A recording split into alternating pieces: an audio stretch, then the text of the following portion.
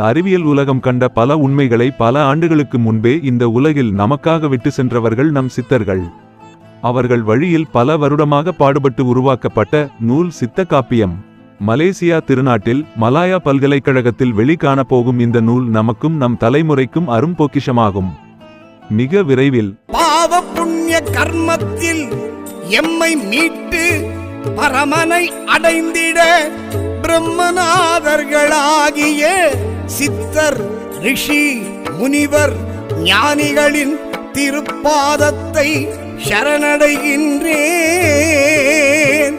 சிறு பிள்ளையான எம் பிழைகளை பொறுத்து எம்மை காப்பீராக. எம் பெருமானே போற்றி போற்றி.